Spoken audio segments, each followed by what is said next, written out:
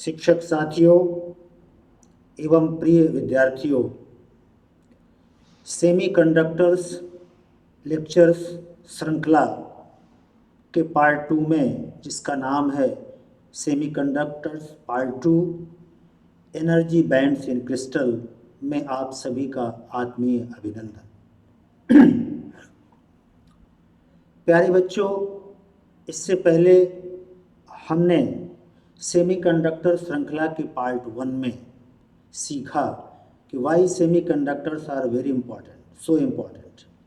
अर्धचालक विशेष क्यों रहते हैं, इनकी डिस्कवरी क्यों हुई, इनकी जगह पर इससे पहले, इनकी खोज के पहले वो कौन से इंस्ट्रूमेंट थे जिनसे ये काम लिया जाता था, आदि आदि।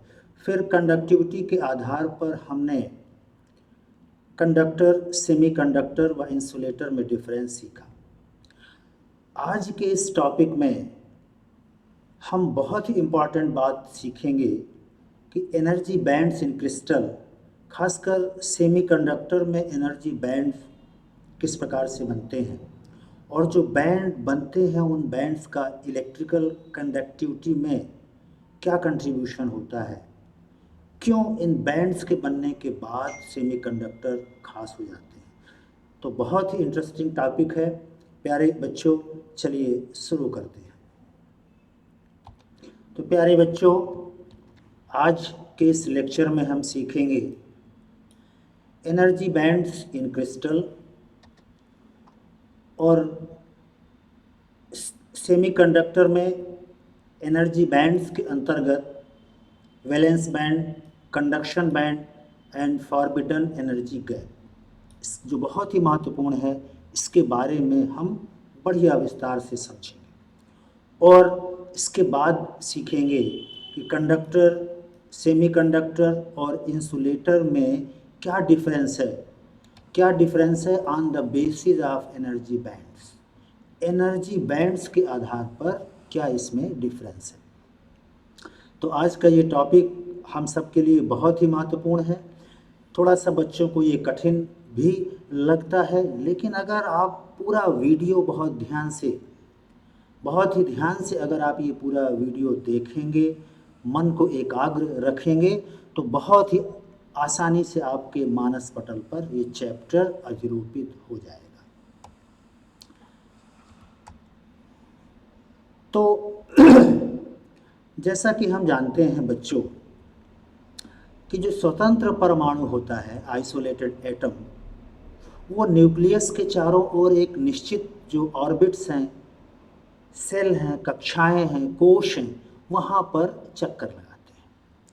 और आपको पता है कि प्रत्येक ऑर्बिट की अपना एक एनर्जी लेवल होता है और वही एनर्जी की वैल्यू, वही एनर्जी लेवल उस ऑर्बिट में घूमने वाले इलेक्ट्रॉन का होता है।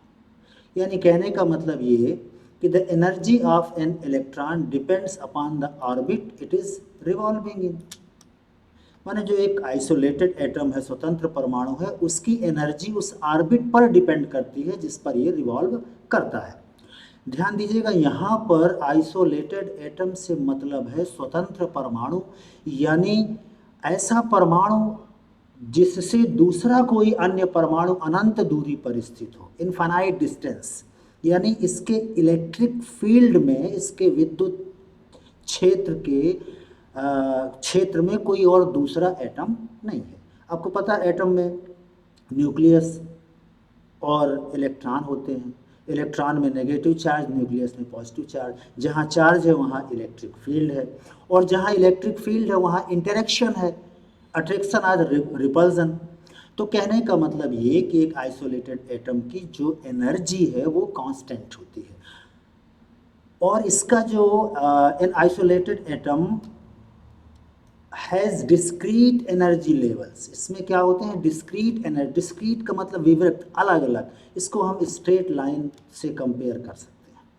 अगर अपन एक फ्री एटम्स, हाइड्रोजन एटम की बात करें, तो आपने पिछली कक्षाओं में ये चीज़ पढ़ी है कि फर्स्ट ऑर्बिट में जो इलेक्ट्रॉन होगा उसकी एनर्जी -13.6 इलेक्ट्रॉन वोल्ट होगी, और जैसे जैसे अपन मूव करेंगे आउटर मोस्ट ऑर्बिट की तरफ तो उसकी एनर्जी इंक्रीज होगी, और लास्ट में आपने देखा कि हाइड्रोजन चौथे ऑर्बिट की जो एनर्जी है वो -0.8 इलेक्ट्रॉन वोल्ट होती है। प्यारे बच्चों, ये बात हुई एक आइसोलेटेड एटम, स्वतंत्र परमाणु की, माने जिसके इलेक्ट्रिक फील्ड में और कोई एटम नहीं है। तो आपको यहाँ पर सारांश में जो याद रखना है कि ये चीज़,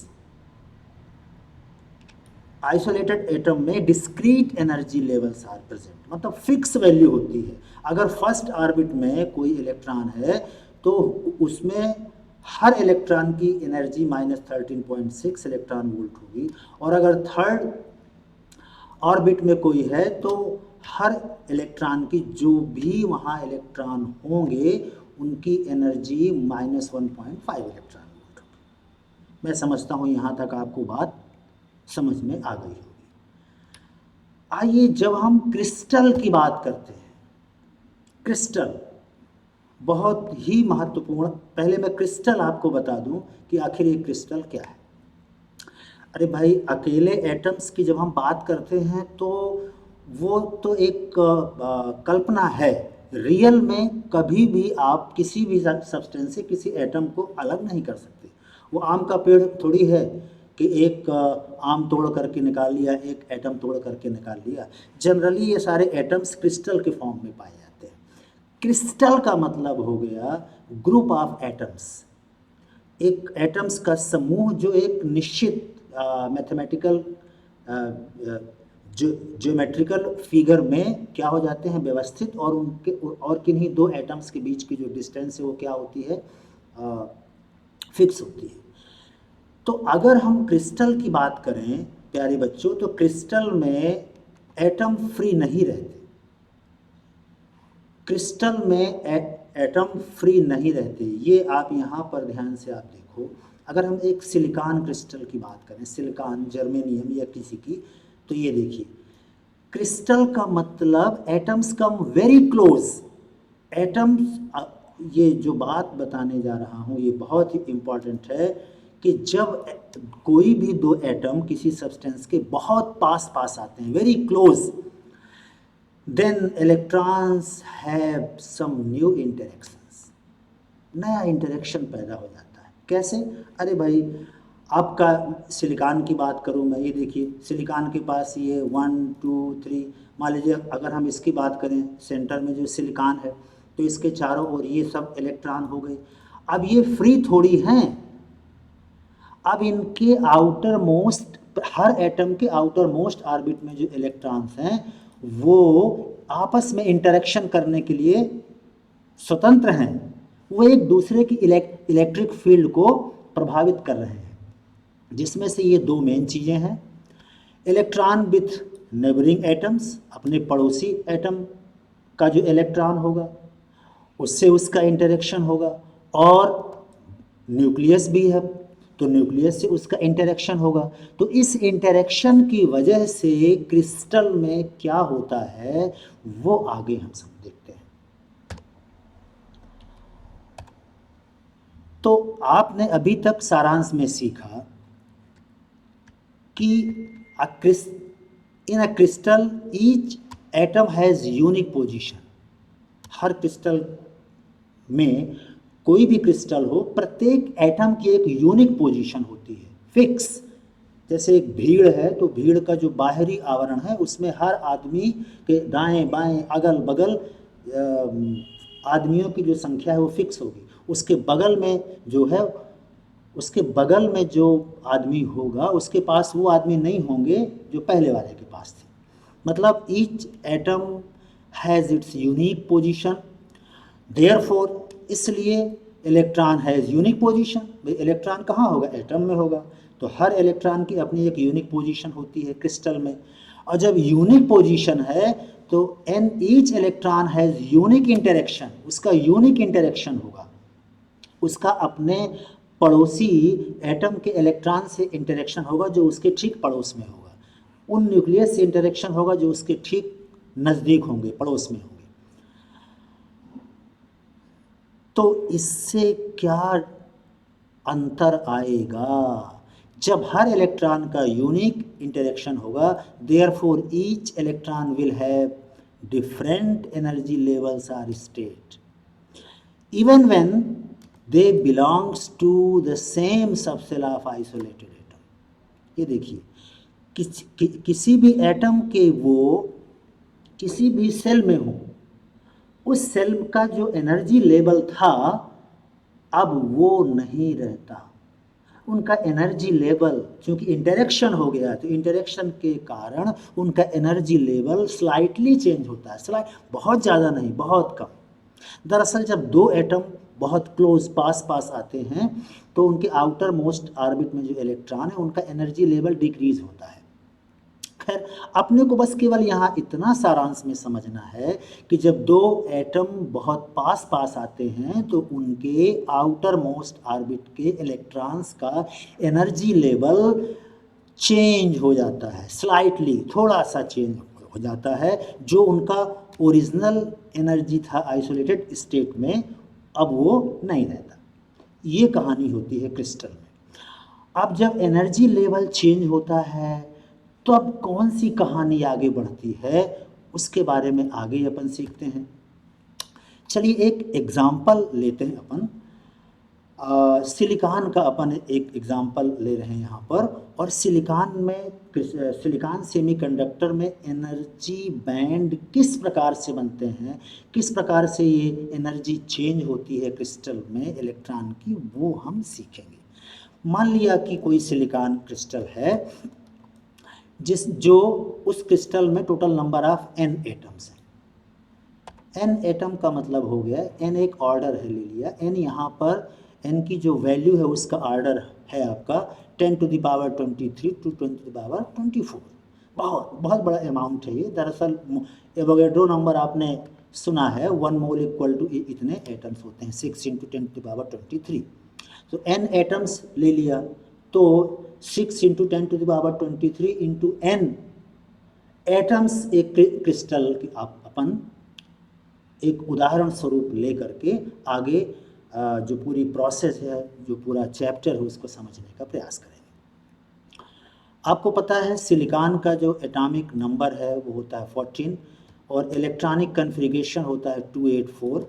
अगर हम इसको ऑर्बिटल के फॉर्म में लिखें sp_df के फॉर्म में तो ये होता है 1s2 2s2 2p6 और इसका जो आउटर मोस्ट ऑर्बिट का जो कन्फिग्रेशन है वो 3s2 outer energy level 3s2 3p2 है।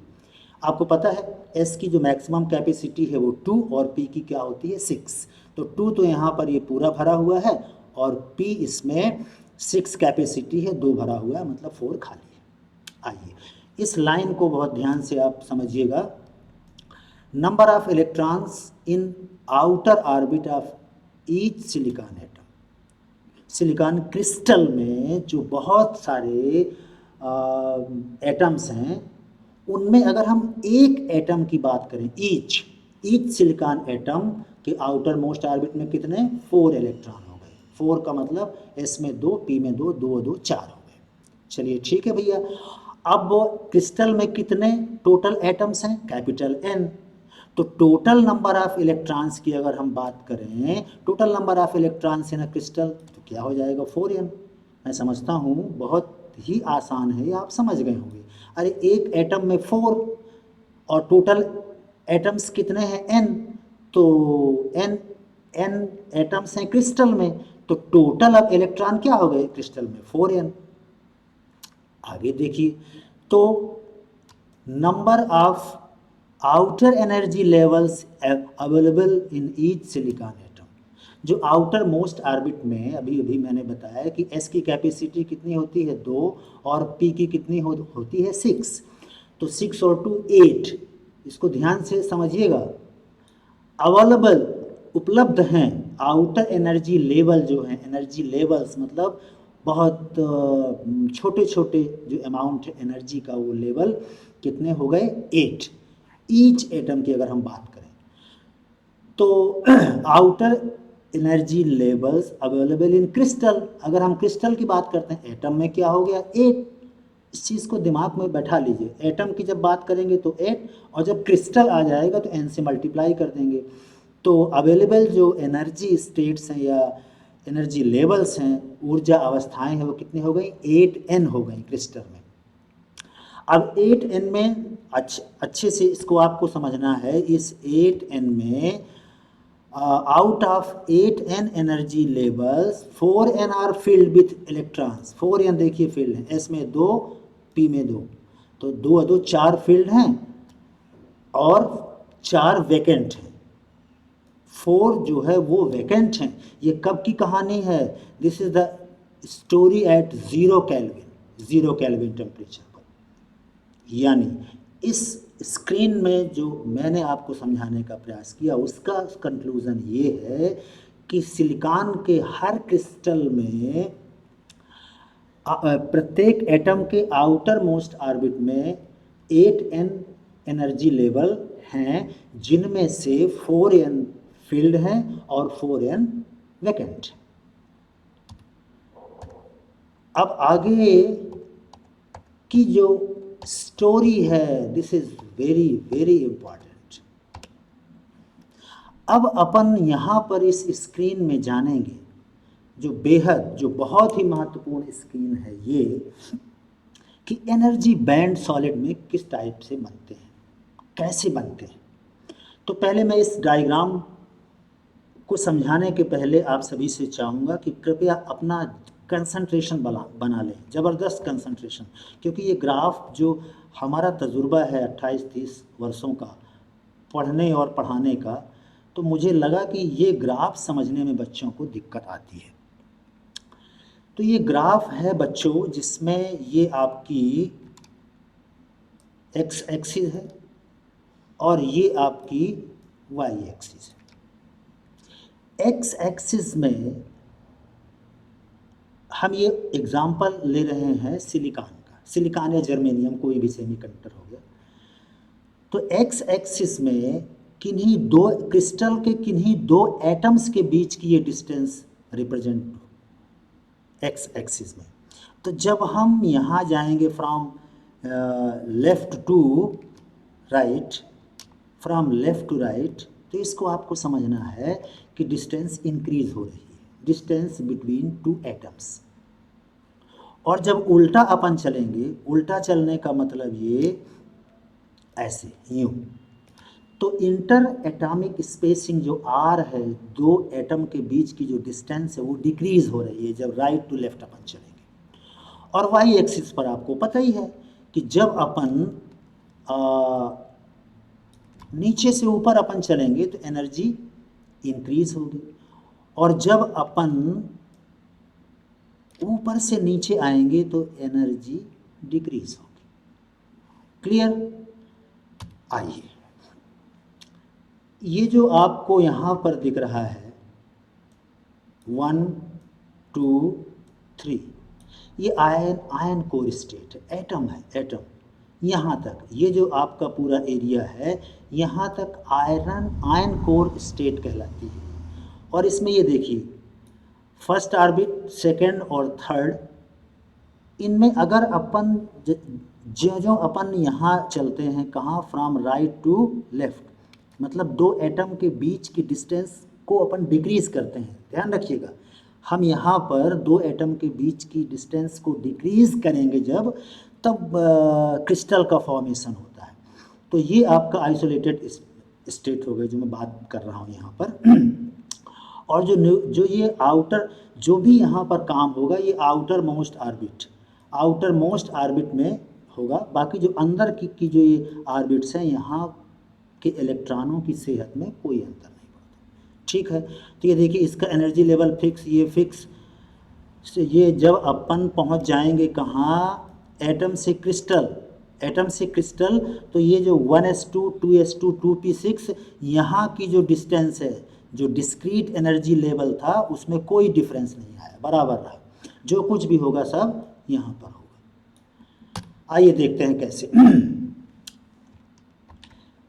जैसे जैसे अपन हम यहाँ बात करेंगे आउटर मोस्ट ऑर्बिट की 3s2 3p2 की।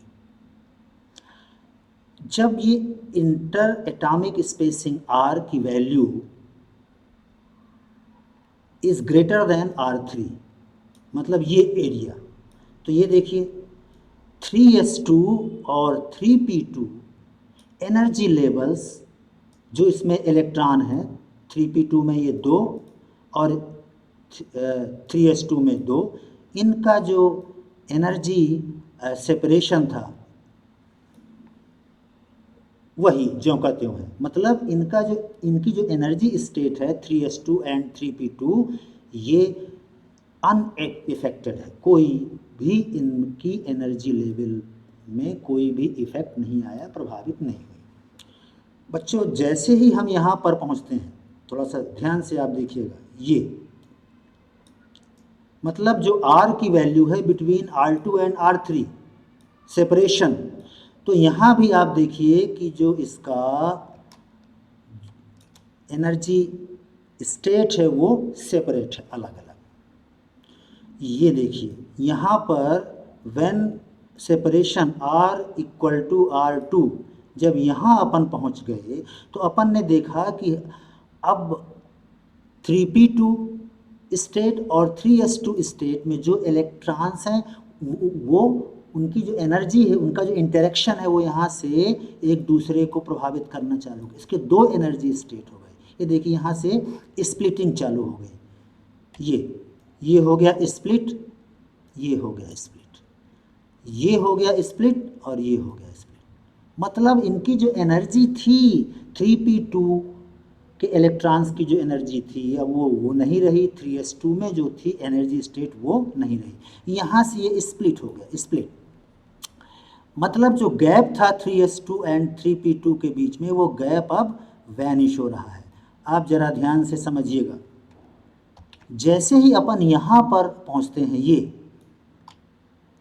ये जो पोजीशन है R1 और दोनों एटम बहुत पास पास आ गए, वेरी क्लोज।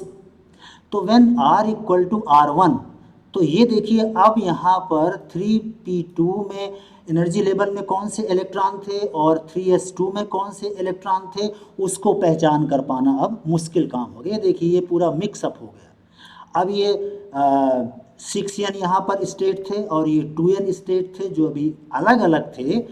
अब ये 3s2 के 2n स्टेट और 3p2 के 6n स्टेट, यानी टोटल जो हो गए 8n स्टेट, 8n स्टेट्स जो थे एनर्जी के वो मिक्सअप हो गए।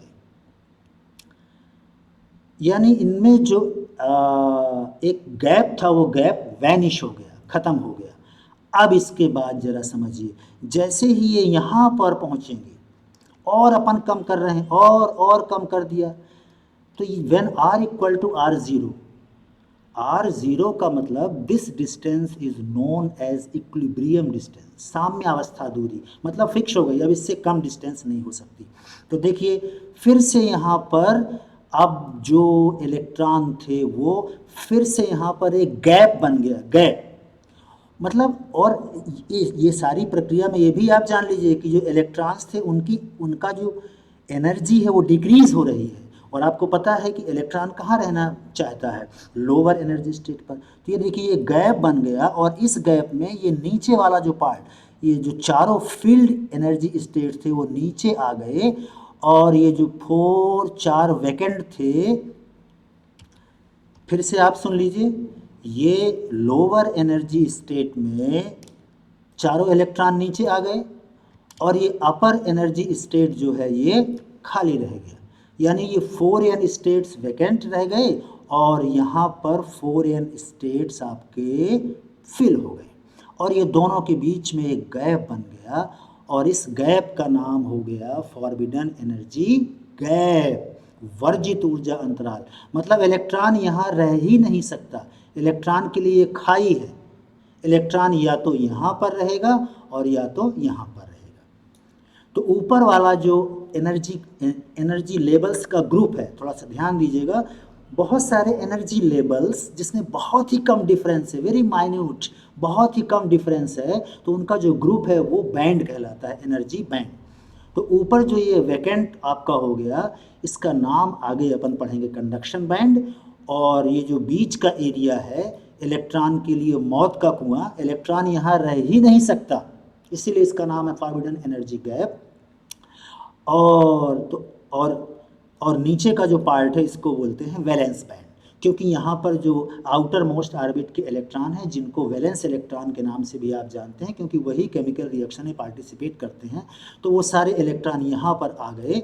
और उन सारे इलेक्ट्रॉनों की जो एनर्जी स्टेट है, एनर्जी वैल्यू है, वो लगभग मतलब बहुत स्लाइटली, बहुत ही कम अंतर है। और उसी एनर्जी लेवल्स का जो ग्रुप है वो कहलाता है आपका वैलेंस बैंड। तो प्यारे बच्चों, इसी चीज़ को जो मैंने अभी आपको समझाया वो यहाँ पर आप लिखा हुआ है, उसको आप बहुत ध्यान से पढ़ सकते हैं। मैं एक बार शीघ्रता से रिपीट कर देता हूँ।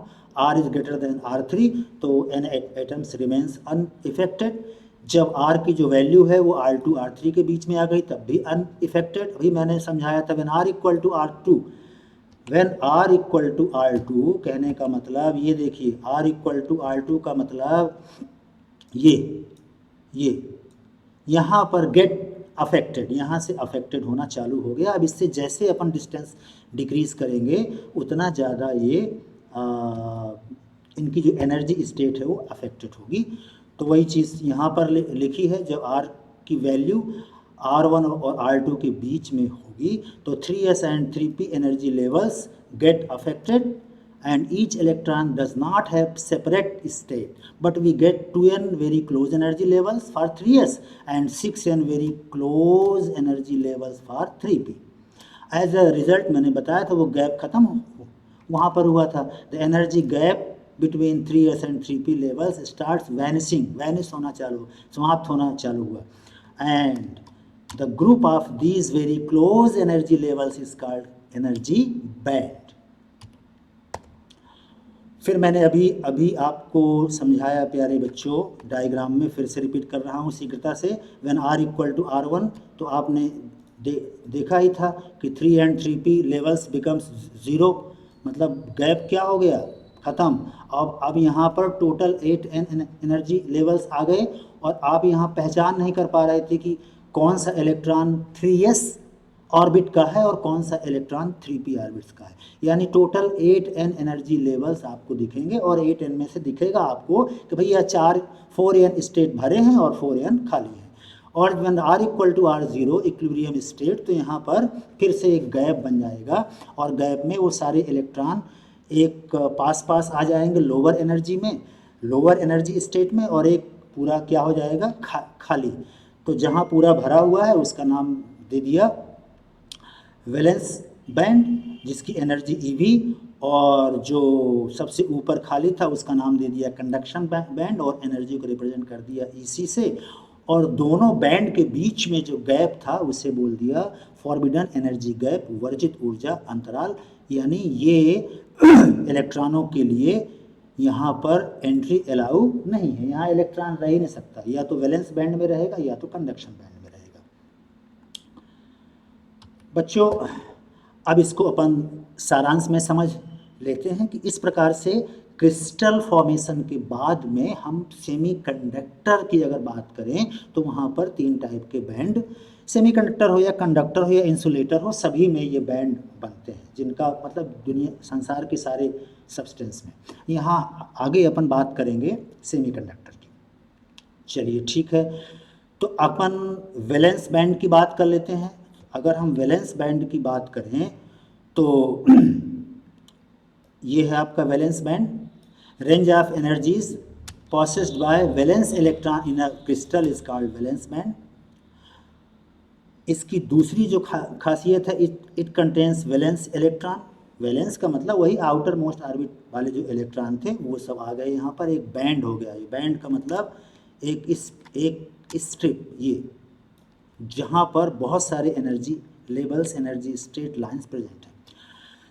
इसमें अगली जो ये तीसरी बात है वो बेहद महत्वपूर्ण है कि these valence electron do not participate in electrical conductivity. ये वैलेंस बैंड जो पूरा भरा ही रहता है, तो लेकिन ये वैलेंस बैंड के इलेक्ट्रॉन्स इलेक्ट्रिकल कंडक्टिविटी में पार्टिसिपेट नहीं करते।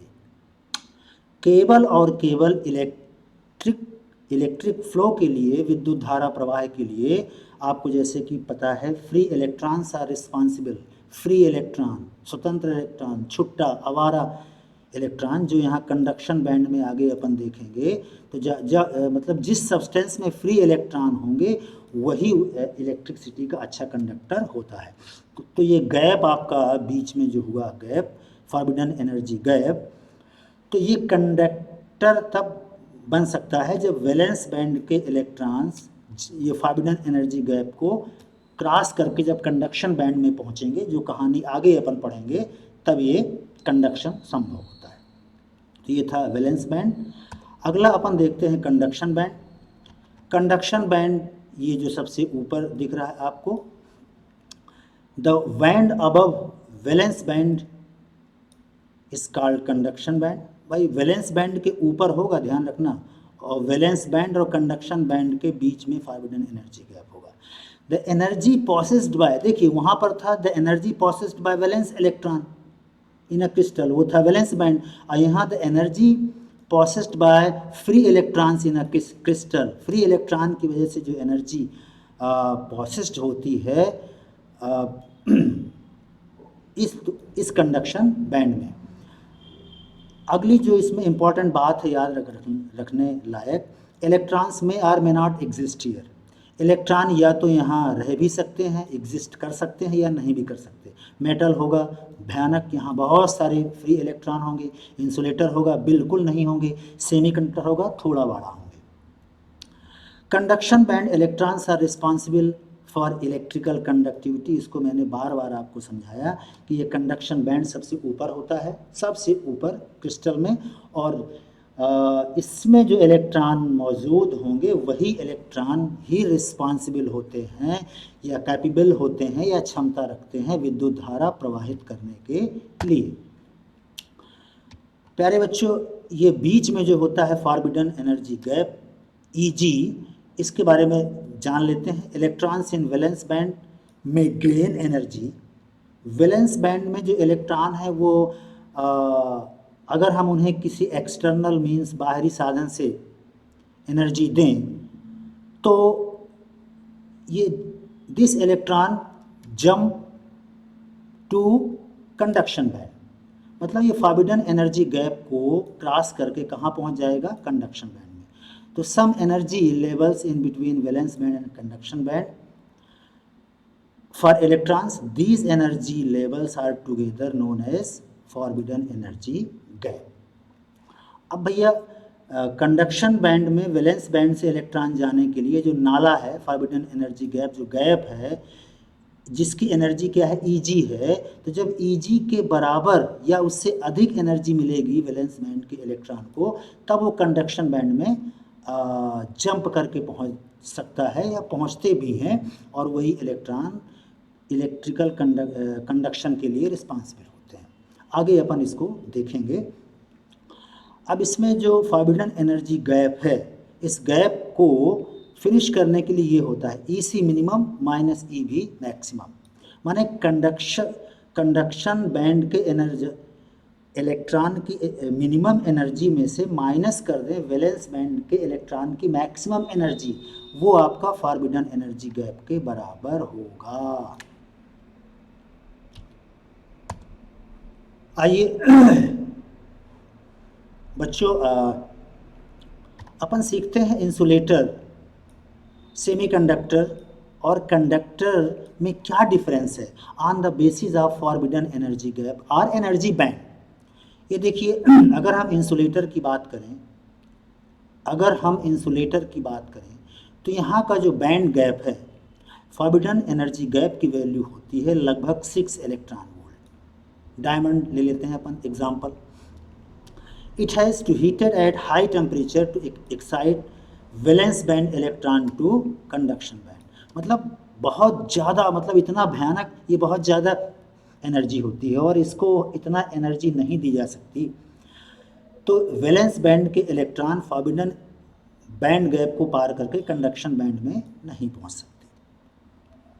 आइए अगर हम बात करें सेमीकंडक्टर की, तो सेमीकंडक्टर में electron on absorbing heat from surroundings even at room temperature, जिसको अपन थर्मल एजिटेशन बोलते हैं, एक रूम टेम्परेचर पर सेमीकंडक्टर में जिनके बीच का जो ये बैंड गैप होता है वो होता है 3 इलेक्ट्रॉन वोल्ट, मतलब लेस देन 3 इलेक्ट्रॉन वोल्ट, और इतनी एनर्जी दी जा सकती है। थर्मल, जैसे आपका सराउंडिंग से टेम्परेचर का वेरिएशन जो होता है वातावरण में, वहाँ से ये इलेक्ट्रॉन वैलेंस बैंड के एनर्जी गेन करके ये जो फॉरबिडन बैंड गैप है जो 3 इलेक्ट्रॉन वोल्ट से कम है, वो इसको पार करके यहाँ देखिए पहुँच जाते हैं कंडक्शन बैंड में। ये 3 इलेक्ट्रॉन यहाँ पहुँच गए और 3 यहाँ वैकेंसी क्रिएट हो गई, जिसको आगे अपन पढ़ेंगे, बहुत ही इंटरेस्टिंग टॉपिक होगा, होल एंड इलेक्ट्रॉन। तो ये सिलिकॉन क्रिस्टल के लिए इसको याद कर लीजिए 1.1 इलेक्ट्रॉन वोल्ट होता है, और ये बैंड गैप जो होता है बीच में वो जर्मेनियम क्रिस्टल के लिए 0.74 इलेक्ट्रॉन वोल्ट होता है। यानी वैलेंस बैंड के इलेक्ट्रॉन को जब इतनी एनर्जी मिलेगी, उदाहरण के लिए सिलिकॉन के को जब सिलिकॉन के वैलेंस बैंड के इलेक्ट्रॉन को 1.1 इलेक्ट्रॉन वोल्ट या उससे अधिक एनर्जी मिलेगी, तब वो वैलेंस बैंड से क्रॉस करके पहुंचेगा कंडक्शन बैंड में।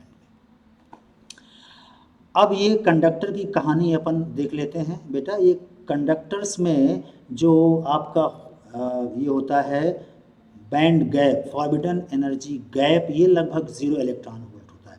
यानी यहाँ कंडक्शन बैंड और वैलेंस बैंड दोनों ओवरलैप होते हैं, अतिव्यापित, यानी मामूली जरा सी एनर्जी उसको मतलब जो थर्मल एजिटेशन बाहरी वातावरण से टेम्परेचर के थ्रू थोड़ा सा भी एनर्जी इनको मिल जाती है, तो ये ढेर सारे इलेक्ट्रॉन वैलेंस बैंड से पहुंच जाते हैं कंडक्शन बैंड में। और कंडक्शन बैंड का इलेक्ट्रॉन क्या होता है, फ्री होता है, छुट्टा होता है बिल्कुल। तो बहुत सारे इलेक्ट्रॉन्स मिल जाते हैं कंडक्टर्स में। और जो आपकी सारी जो मेटल्स हैं, लगभग ऑल मेटल, सभी जो धातुएं हैं, जिसमें से खासकर कॉपर, एल्युमिनियम, इसमें इनके कंडक्शन बैंड में बहुत ज़्यादा फ्री इलेक्ट्रॉन पाए जाते हैं, इसलिए इनकी जो कंडक्टिविटी है बहुत अधिक होती है। अब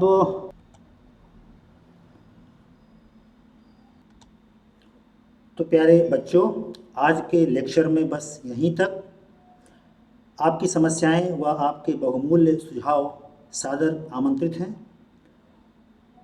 अगले लेक्चर में